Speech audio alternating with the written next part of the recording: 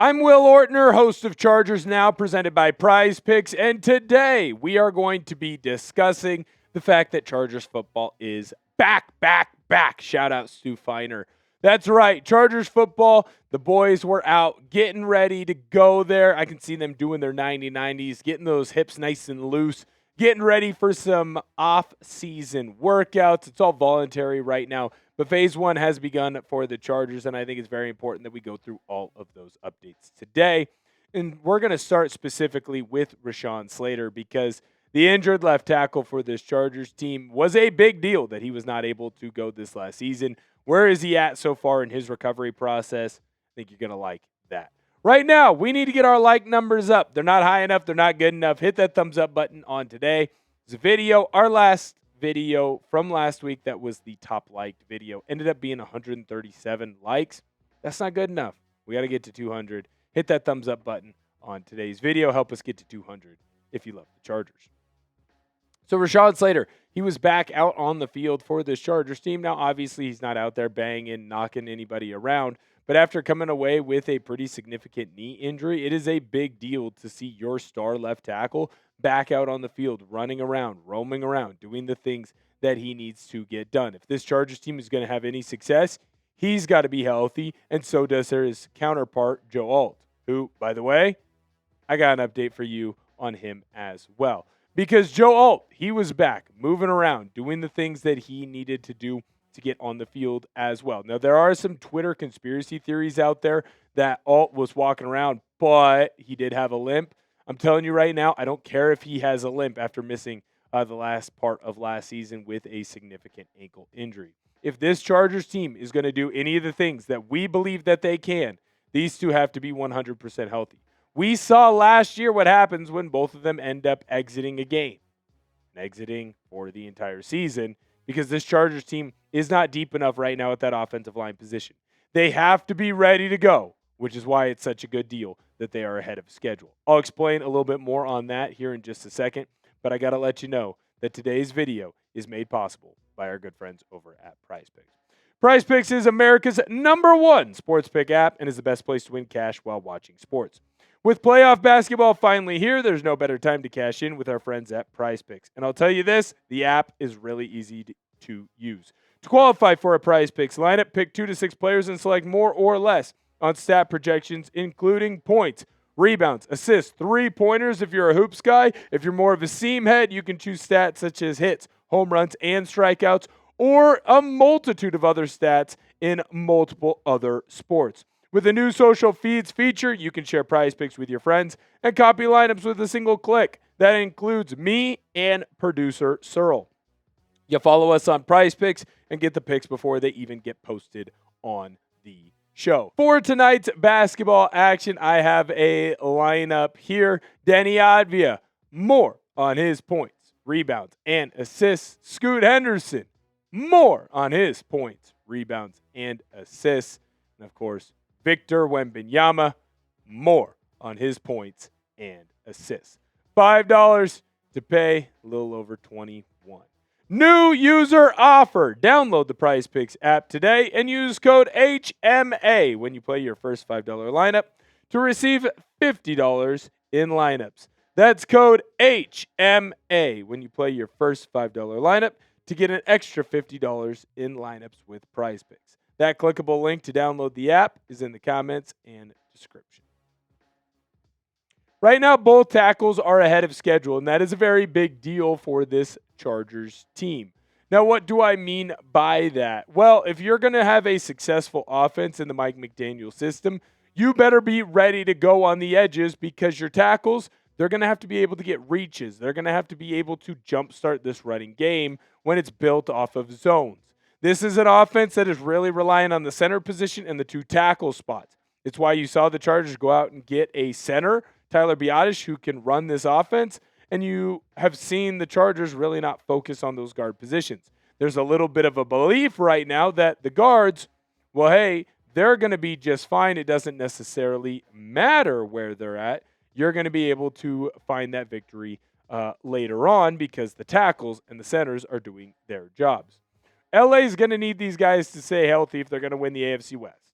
The Denver Broncos are very good. And I think they're only going to get better as Bo Nix starts to progress in that offense. The Kansas City Chiefs, maybe next year is a down year like the year before, but how long are you going to be able to count on that Chiefs team staying down, down, down? And, well, Las Vegas is Las Vegas. So right now you got 2 out of the 3 teams that you're going to be going against that are going to be pretty darn good. And they're going to be competing for postseason rankings. And that's not even talking about some of the other teams across the AFC.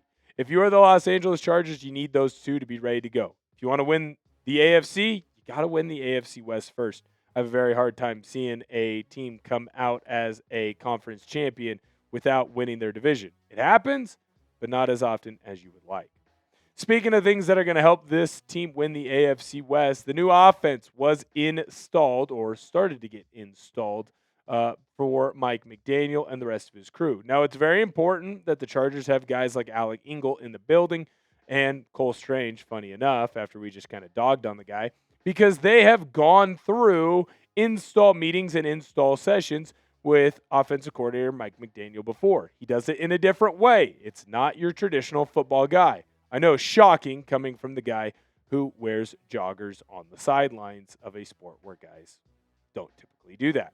Here's what Alec Ingold had to say on Mike McDaniel's new offensive install.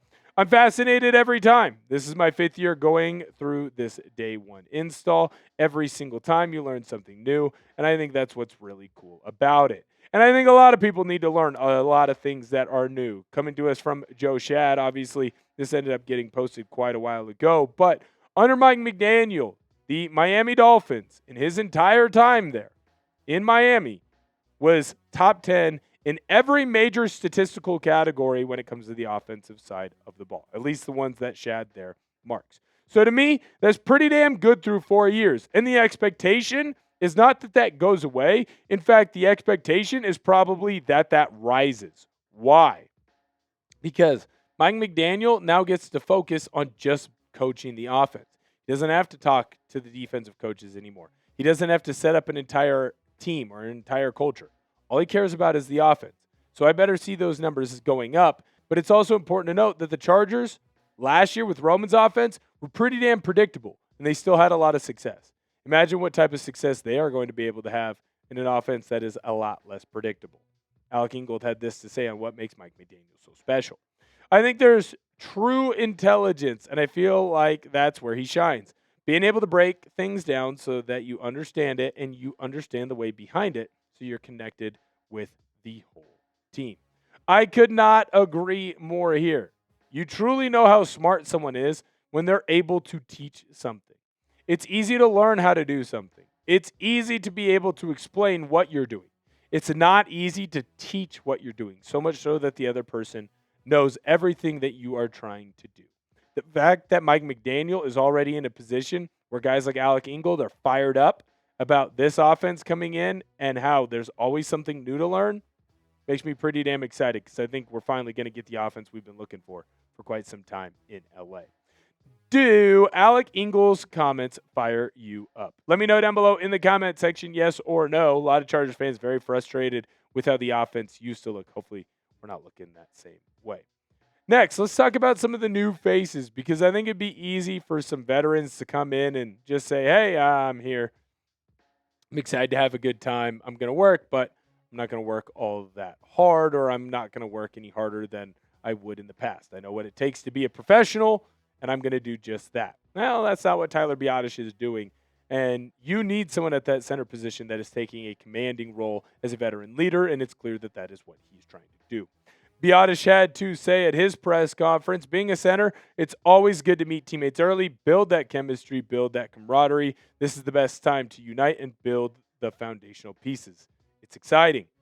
I love to hear this, man. That's a center who knows that he has to be the second quarterback. That is a center who knows he has to make sure that everyone is 100% up to par with what the game plan is.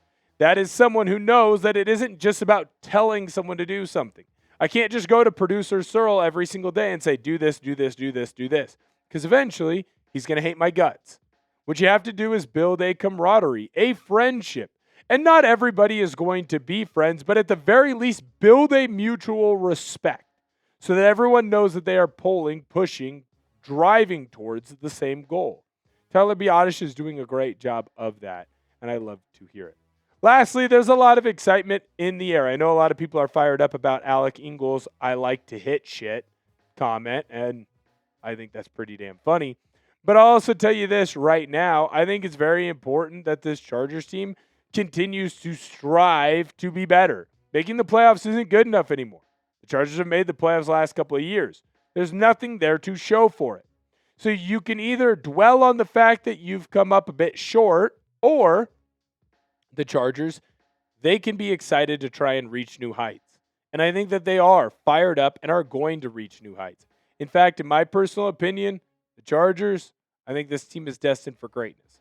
Now, the ability of that greatness, aka how much greatness are you going to be able to achieve, I'm not entirely sure. I think only time is going to tell, and you're going to have to be able to stay very healthy. But I think that this Chargers team, at least on paper, if we go in Madden, turn injuries off, they need to be in the conversation to win not just the AFC West, not just the AFC, but the whole damn thing. What was the Chargers' best move this off season? We're kind of closing in on the NFL draft, but I thought I'd talk about free agency just a little bit longer. Make sure that you come on in after you answer that question and hit the thumbs up button because you love the content that we've got going on here in the channel. And as always, if you get to the end of the video and you haven't hit that subscribe button, you should do so. We're going to keep you covered on all the latest news and rumors on the Los Angeles Chargers. Thank you guys so much for viewing today's video. Make sure that you bolt up.